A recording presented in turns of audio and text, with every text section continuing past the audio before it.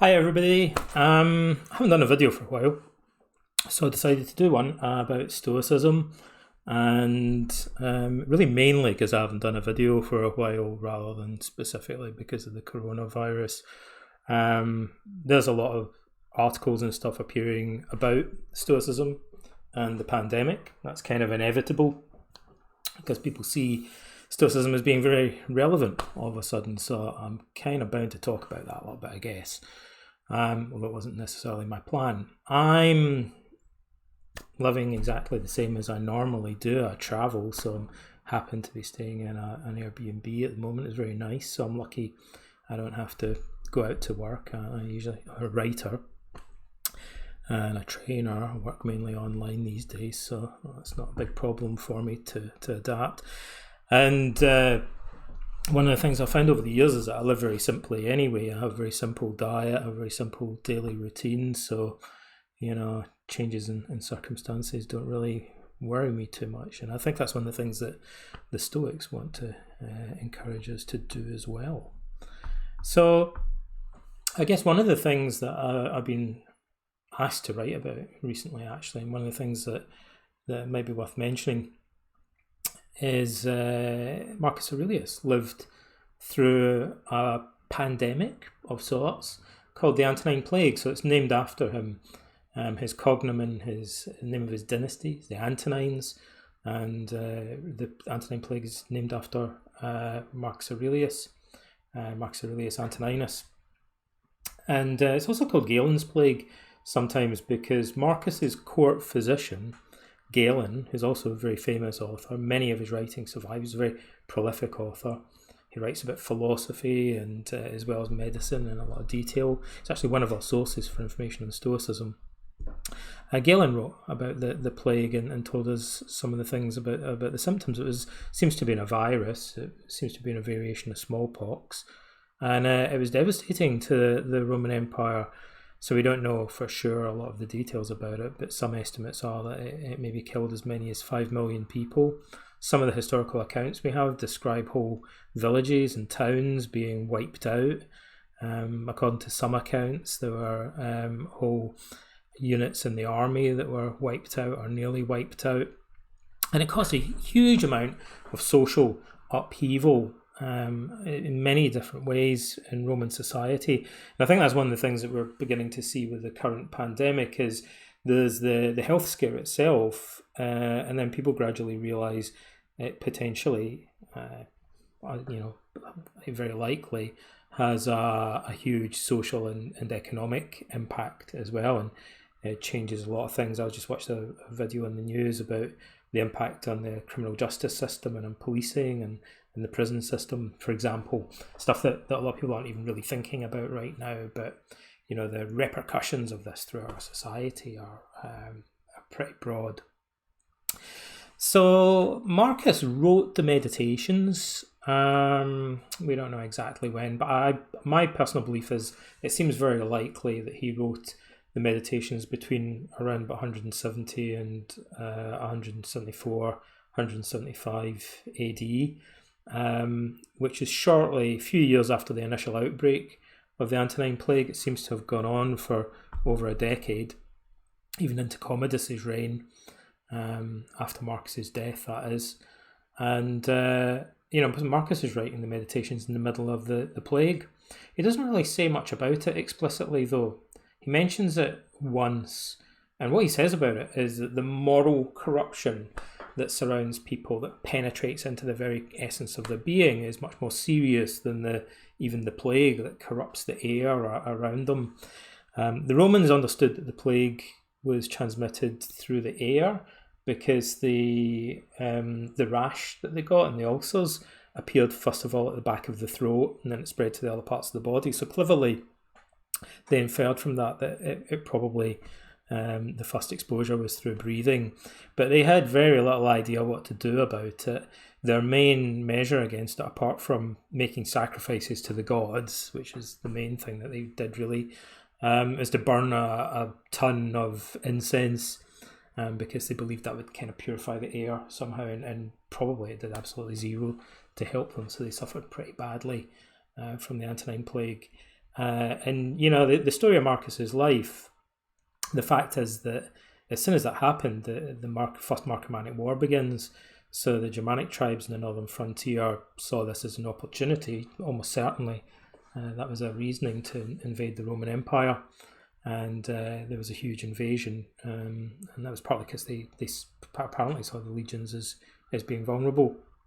It's probably a bad idea because having then invaded the northern provinces, crossed the Alps and gone all the way into northern Italy, those barbarian, as the Roman called them, tribes, brought the plague back to their own people, and so they ended up suffering from it as well. So that kind of backfired on them, perhaps.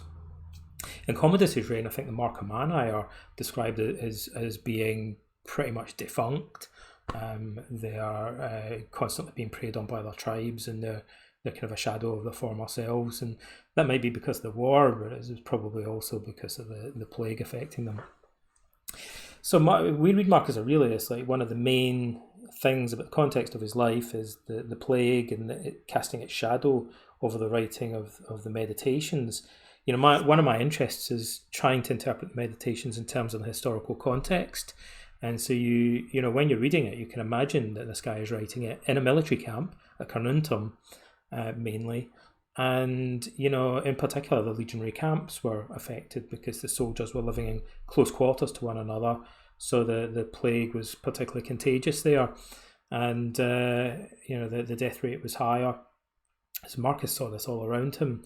And so a lot of the stuff he's saying about coming to terms with his own mortality and stuff, we have to visualize that that's what he's seeing going on. This is his daily life for,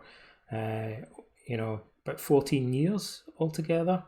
And, he really exposed himself actually to the plague. Part of the story of his life is that his son Commodus bailed as soon as Marcus died. Marcus allegedly said to him, "You need to stay here and remain in command of the legions because we have to shore up the northern frontier, or we're going to be subject to other invasions." And Commodus said, "Not a chance, it's too dangerous."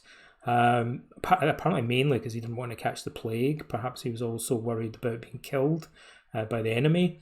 And we're told as soon as Marcus died, he bailed and went back to Rome, and then he gradually degenerated more and more.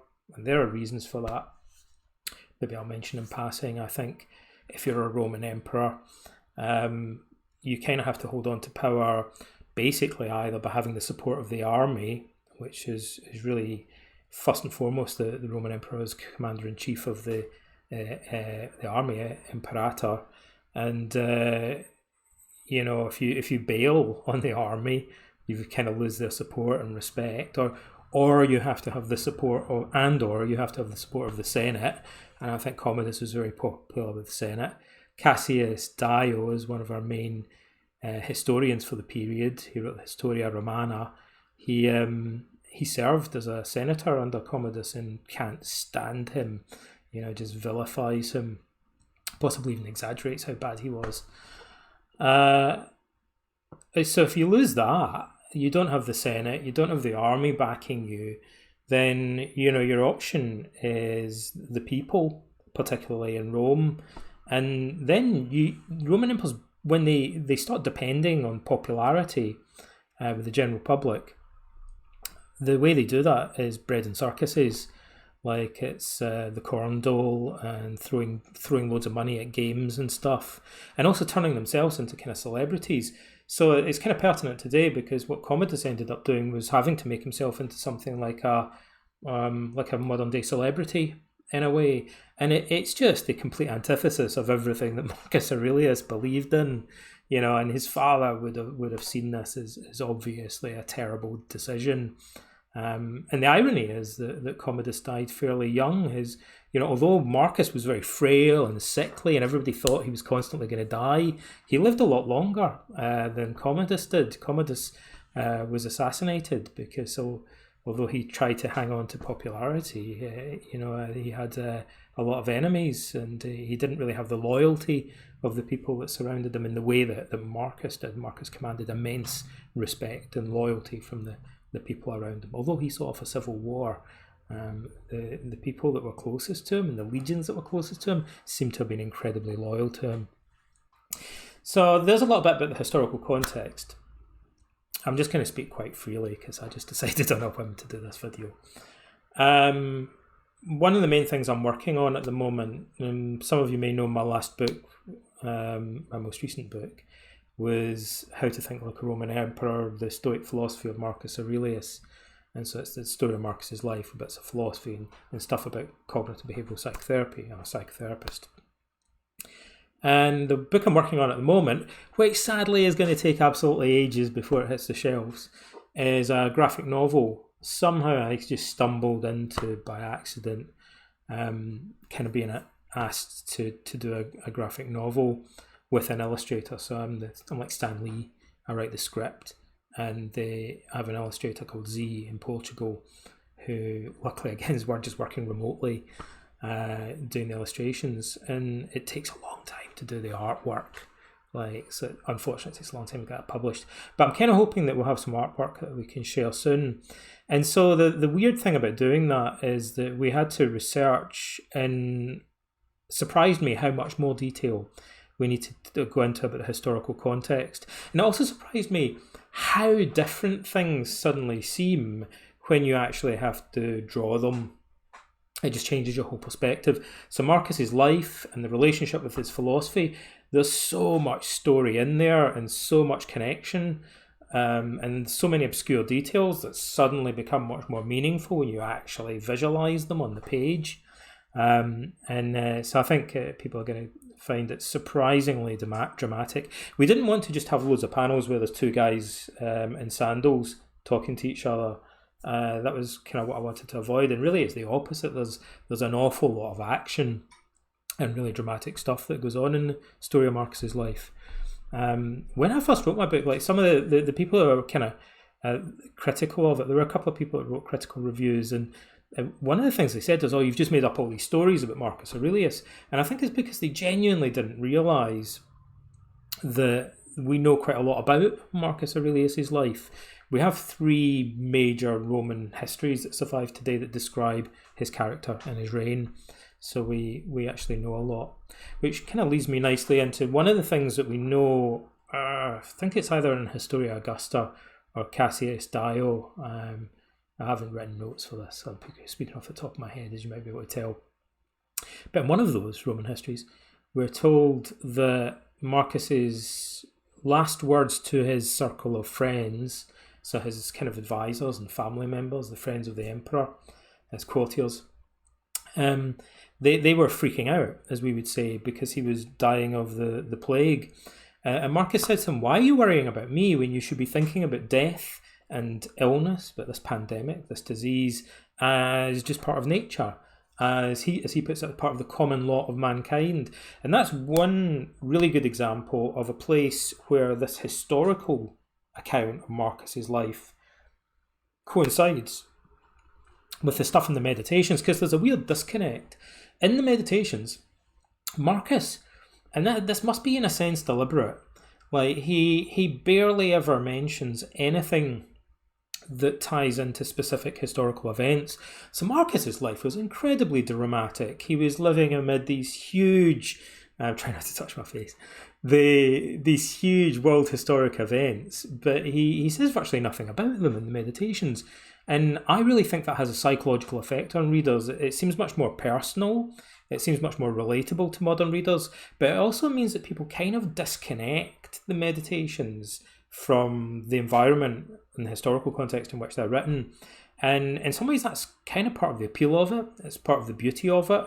But in some ways it's also, I think, a kind of unfortunate thing, because maybe we can learn more and we can understand more and we can relate to it more viscerally if we really imagine Marcus as a living, breathing human being and how Stoicism was part of his life. Otherwise, it maybe seems a little bit more abstract.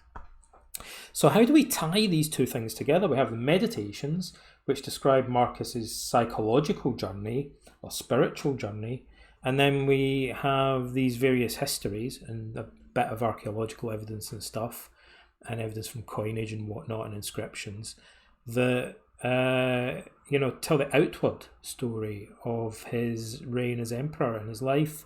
And, we're told that he was a Stoic and he had these Stoic teachers. But in the histories, we don't see many clear-cut examples of how Stoicism influenced him. But this happens to be one that when he was dying, I think the day before he died, he told his family, and this is before he met with Commodus, why are you worrying about me? Like, why aren't you looking at the bigger picture? Why aren't you thinking about the common lot of mankind as necessarily entailing death and illness? And this is one of the major Stoic themes, that when we're confronted with our own mortality, we freak out as if it's a big surprise, when from the day you were born you were dying, like you knew that you were mortal. And the Stoics hit on this basic existential kind of bad faith, in a way, I guess you could say, that, one of, this isn't the whole of Stoicism obviously, but it is one of the fundamental themes that we're all lying to ourselves about. We're all constantly in kind of denial about the fact of our own mortality. We don't like to think about it, and it does change us. Like when we come to embrace it, it changes our priorities in life. And so Marcus had trained himself systematically to accept his own death. I think also, sometimes I've spoken to people and they've told me they find this really hard to imagine. It's a really big challenge for them. But the thing that seems curious to me about it is, well, let me tell you a little anecdote. I was wrestling with this idea once, and I was giving a talk in Toronto, and just on a whim I kind of said, how many of you guys in the audience have had a brush with death, either through illness or like an accident, or like a dangerous situation or something you've been in? And I think about 2/3 of the audience put their hands up. And I kind of asked them, was it how you thought it was going to be? Were you just like really scared, or was it different? And people were like, well, no, it was a bit different. Like I became more philosophical. I became more resigned. It's different for everybody. But, maybe this is an obvious thing to say as well, but as you get older, you have more opportunity to experience brushes with death, and you see more people dying as well. And so I think a lot of people that are a little bit older, maybe 60s, 70s or more, have known friends or family members that have passed away. They've maybe had health scares themselves, or they've been in dangerous situations that they've survived. And, so they're forced to come to terms with their own mortality, perhaps. And so, I think it tends to be younger people that have a harder time with this. Whereas I think for many of us, as we get older, we're kind of forced to think about death and mortality, and to make preparation for it, and to come to terms with the concept of it. Let's scratch one of those. It's super itchy. So, I think this is an important part of Stoicism, and it's hitting people now because of the pandemic. And, I guess this reminds me of another theme in Stoicism, and it's a theme that people often overlook. Like, I'm amazed how much people have to say about Stoicism, and yet how little they often know about some of the themes and techniques that are found in the literature. I mean, I'm really quite taken aback by it. Many of the books that are written in Stoicism barely touch on some of the central themes. And the first book I wrote on the subject, I tried to list out all the psychological techniques that I could find in the Stoics. And I found about 18 separate strategies, and each one of those breaks down into multiple techniques. Now, if I look at most of the books in Stoicism, you're lucky if they cover like 2 or 3 of those. So people talk a lot about Stoicism, but they often don't really engage with some of the practices and techniques that seem to me to be pretty central. One of the main recurring themes in the Stoics is this idea that our passions do us more harm than the things that we're responding to, the external things. So fear does us more harm than the things we're afraid of, anger does us more harm than the things we're angry about, and so on. And I think that's very pertinent to the situation that we're in at the moment, and why Stoicism would be so relevant to people right now. So panic and anxiety and mental health problems and lack of resilience for many people will be more damaging to them. The fact is that the majority of us are going to get through this crisis, and but it's going to really damage the fabric of our society, and it's going to be a big psychological, moral, social challenge to people. And, that's why a lot of people, I think, are interested in Stoicism right now. Maybe, a big part of the challenge that we're facing is how to not let our character be destroyed or corrupted or contaminated by the events going on around us. Oh, my nose is so itchy. Actually, do you know what I'm going to do?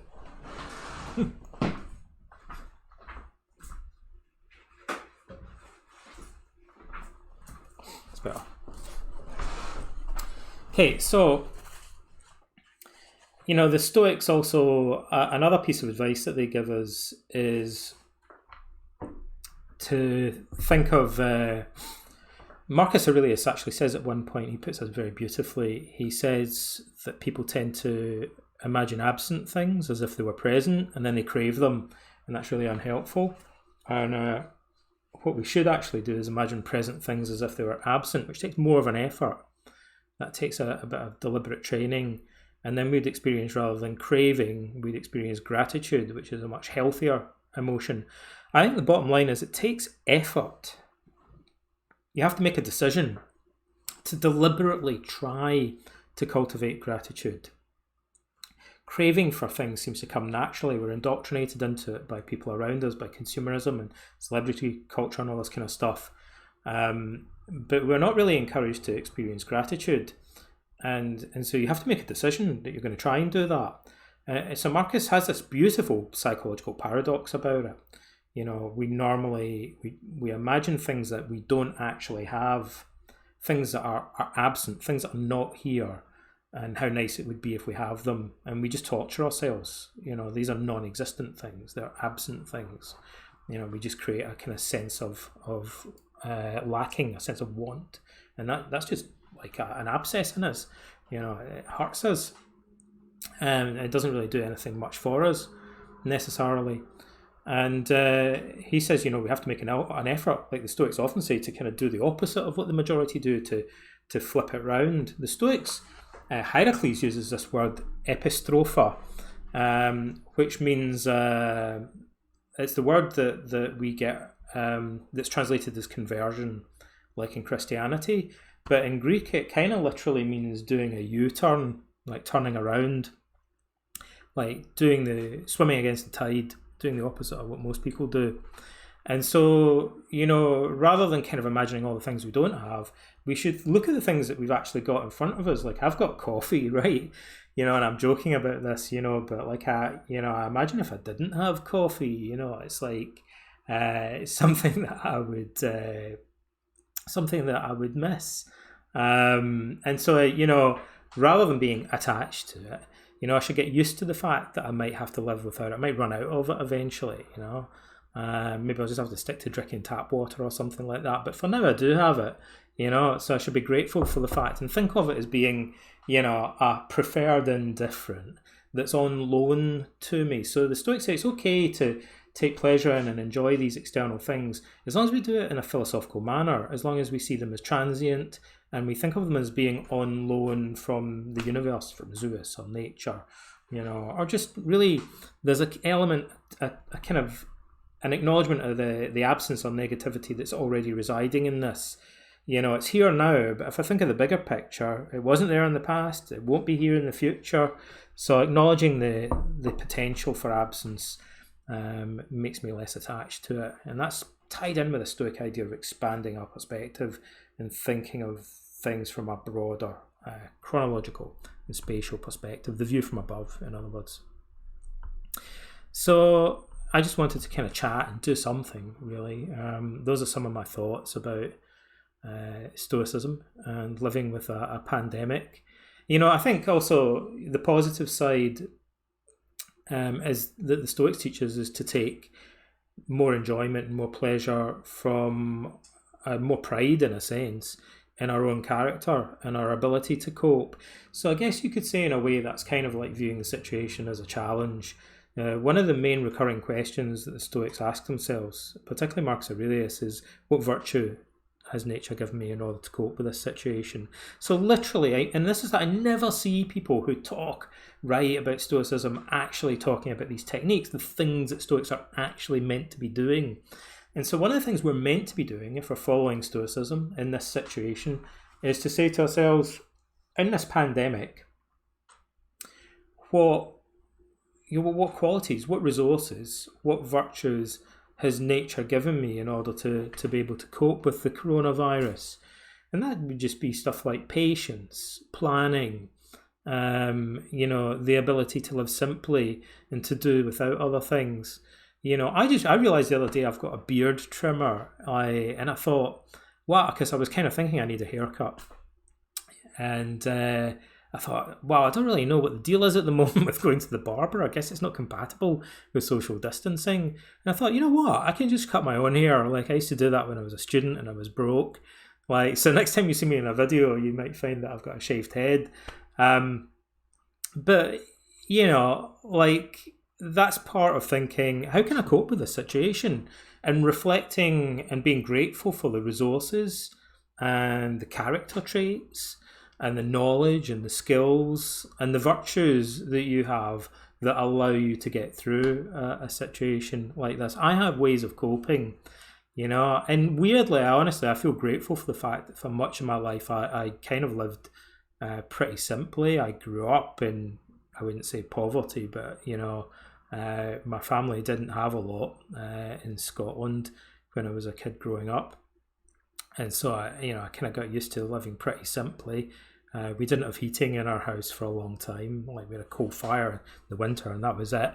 Like, a lot of people still live like that, obviously, today. But, it makes me more grateful for the fact that I've got heating in the house that I live in, and we've got computers and stuff like that. When I was a kid, I spent hours and hours scouring second-hand bookshops to find books on philosophy. And it blows my mind that I can now go on the internet and download any book I want. You can just buy it on Amazon or from any other bookshop. It blows my mind, like, how lucky, how privileged we are, because I can remember, like, how different it was before those things came along. And also, I feel that if I lost that, I would still be able to kind of appreciate what it's like to only have a couple of books, or not to have any books at all, and just to kind of make do with more minimal resources.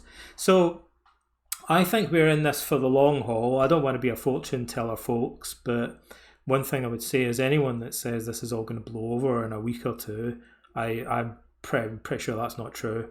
I think it's pretty clear by now. And so, the advice generally is that people should be staying at home and maintaining social distance if they do go outside. I think everybody gathers that now, like, that's going to go on for a while. So we need to start thinking about changing our lifestyle. And, people sometimes make fun. I wrote an article about how to walk like a Stoic, how to eat like a Stoic.